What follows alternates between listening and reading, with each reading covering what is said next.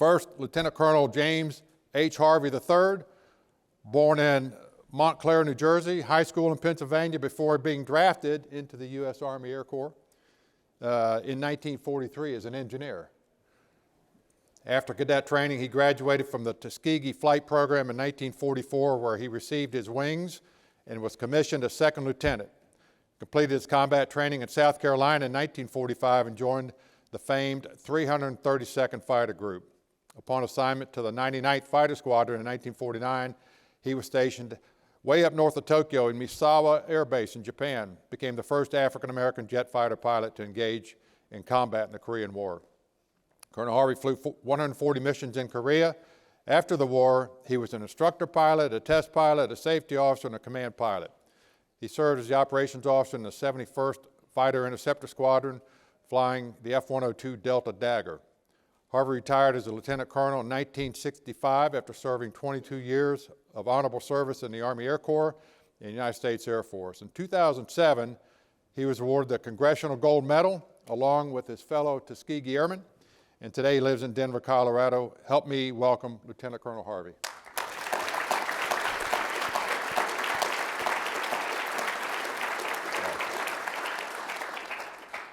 I didn't know a lot of that. Yeah, all that stuff, right? You wrote it, I read it.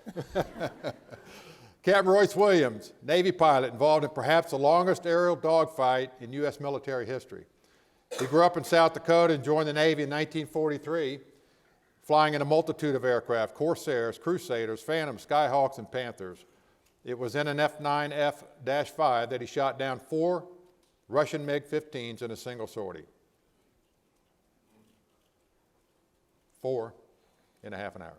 Captain Williams had a distinguished career flying 220 missions in Korea and Vietnam. Just look at their hats. You can just read their whole life on the hats. It's just awesome. In his logbook has entered over 4,500 hours, and he's got 518 arrested landings, also known as traps. And so he's landed on those carriers that go up and down, sideways, and then they heave at night. It's quite a ride.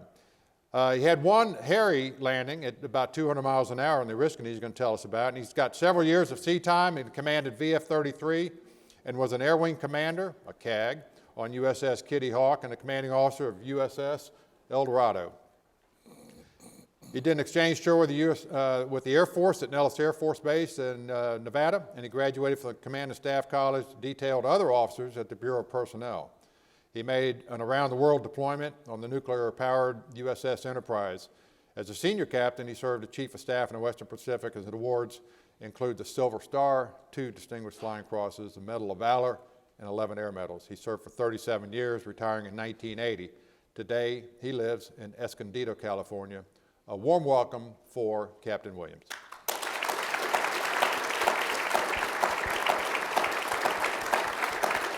All right, so let's get to know these gentlemen a little bit better and have a conversation with them. We'll start it off with Colonel Harvey.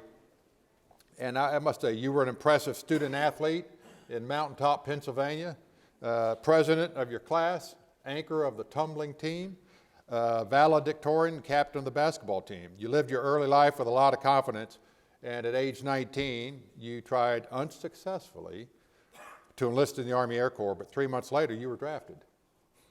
I have a hearing problem, and I didn't hear anything you said. You didn't hear anything I said? Well, I okay, heard well, it, here didn't I come. understand Here I it. come, right here. All right. So at age, I heard your port ear is the better ear. This is my good ear. Yeah, that's what I hear. So at age 19, out of Pennsylvania, he tried to enlist in the U.S. Army Air Corps. Correct. Right? Correct. At age 19, they said no. Say again? They said no, we don't want you. That's right. And then 3 months later, you got drafted. Correct. What happened there?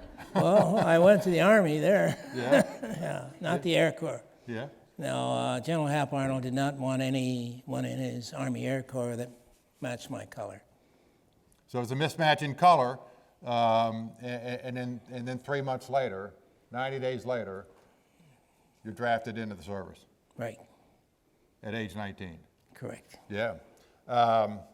Well, so that was quite a different time back then. And you were drafted as an engineer.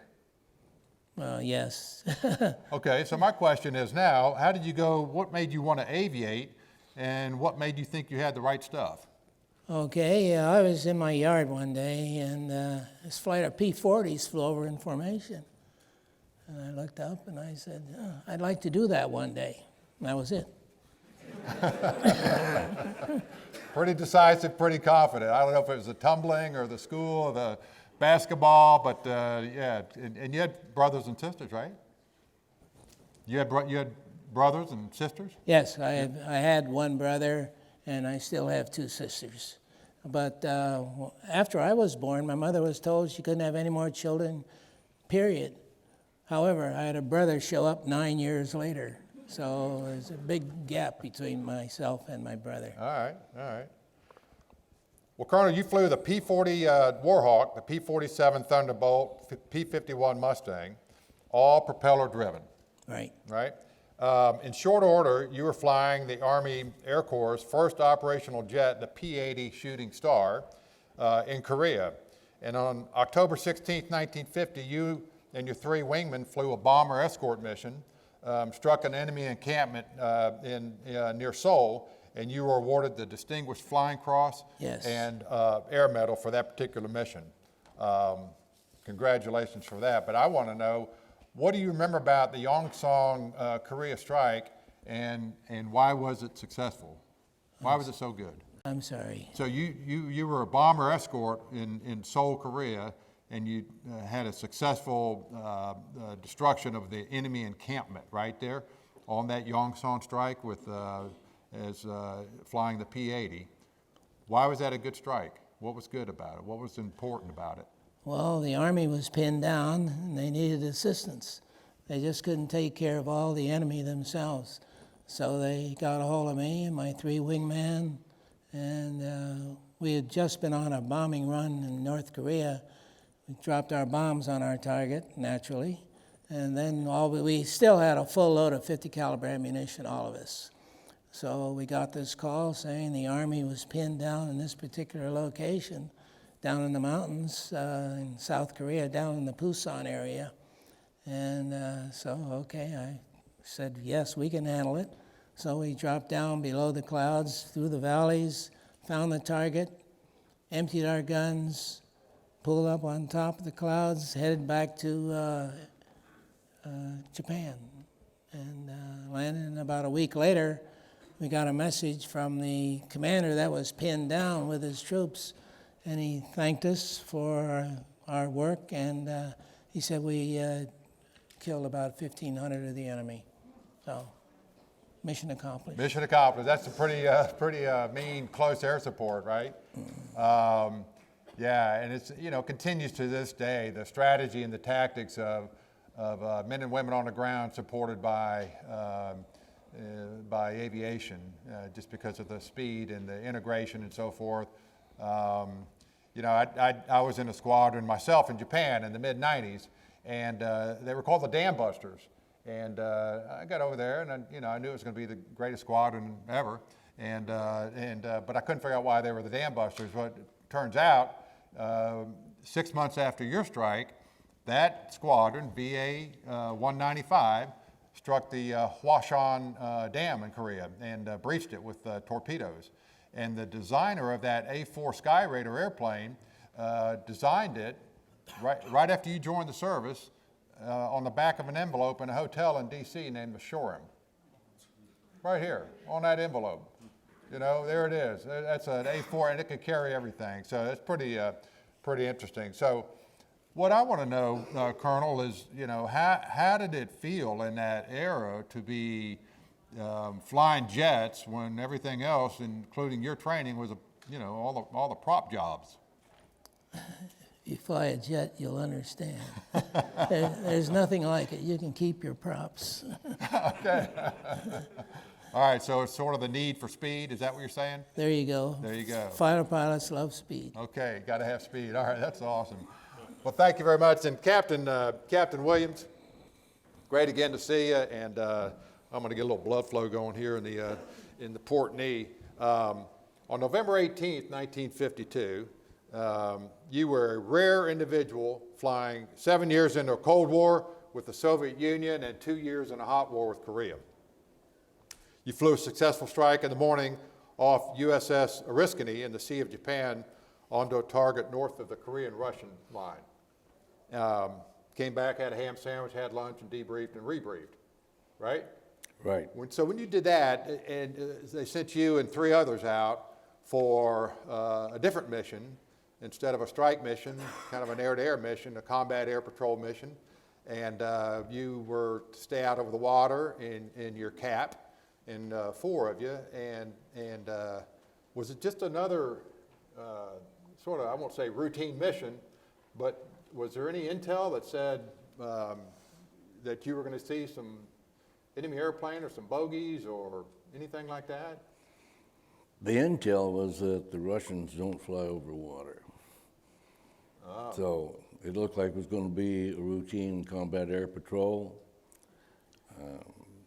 positioned between the task force and the most likely threat. And unusual in that we were taking off in a blizzard with very low visibility and had to climb through 12,000 feet of that to get on top. We were armed for air-to-air.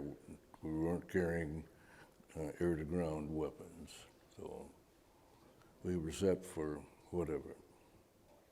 So what was your loadout, air-to-air? You had some what they call BBs, right?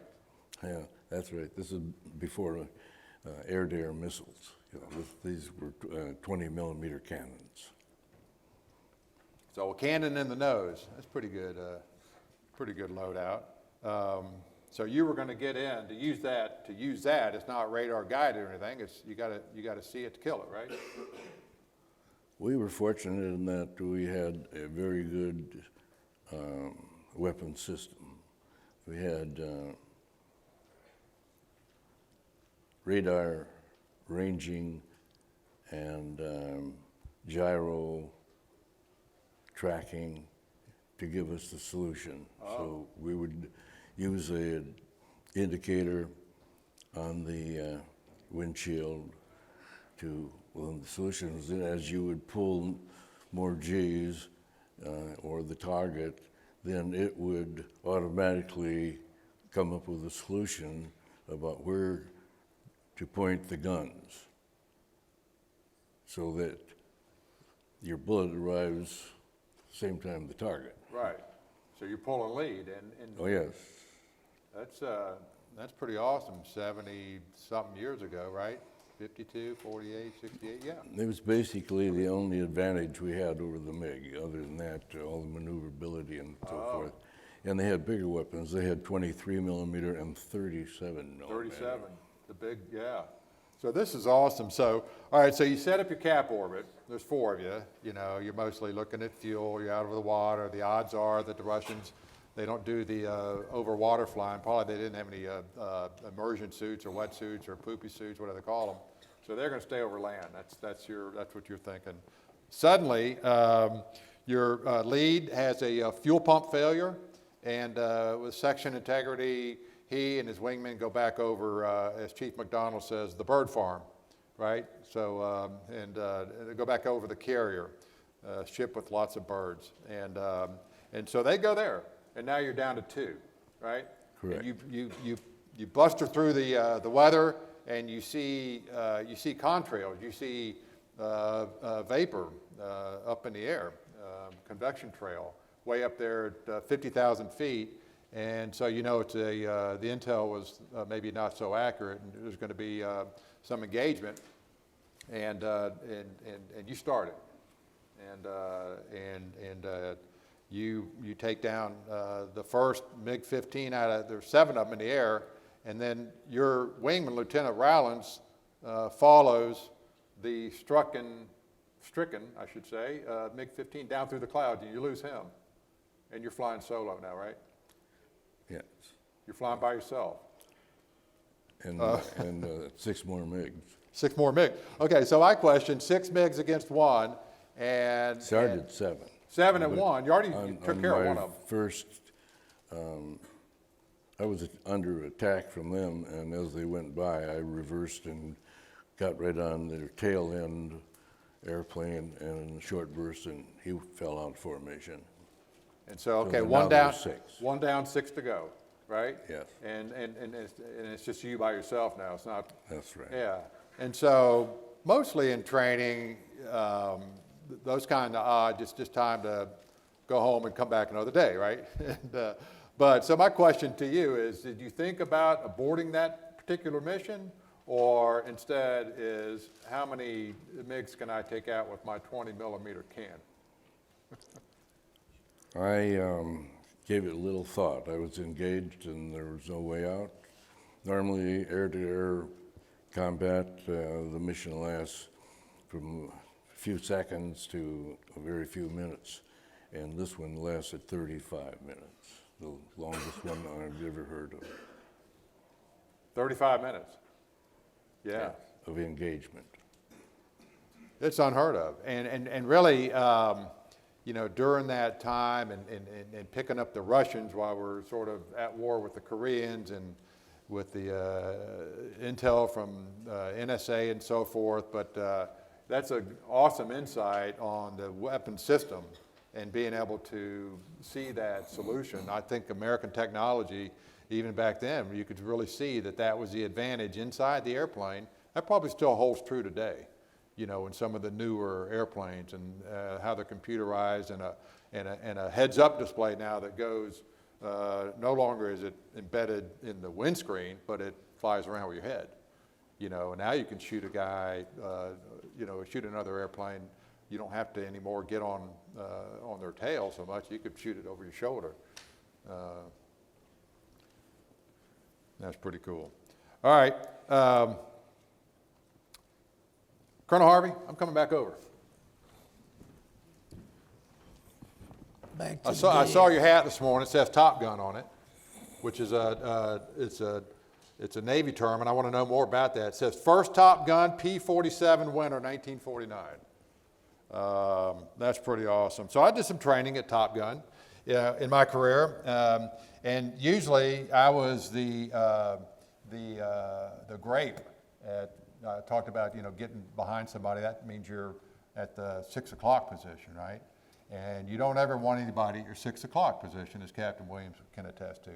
So I was usually the grape out front at somebody's 12 o'clock, you know. So I was just trying to kind of bang around and be somebody's target.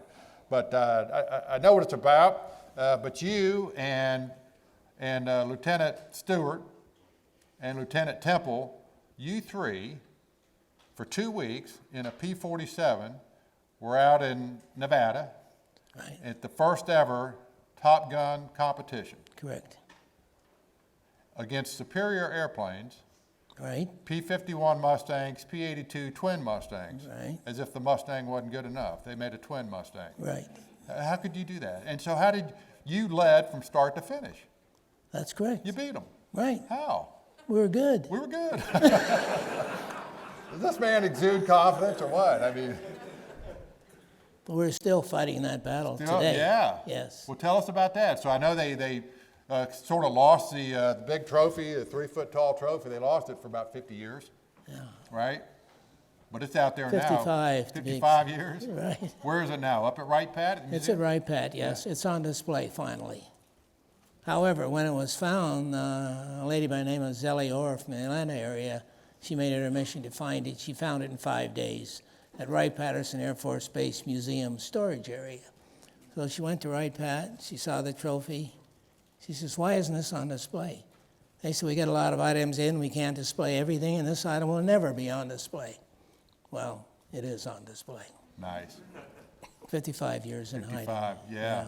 Yeah. Yeah, you just kind of wonder about that. You probably don't wonder, but I'm glad. Zellie Orff, is she still with us? Yes, she is. Nice. She's an historian. Historian. Right. Yeah. Well, and that's why we're here today, historian, because it really matters, right? The past, present, and future, it really matters.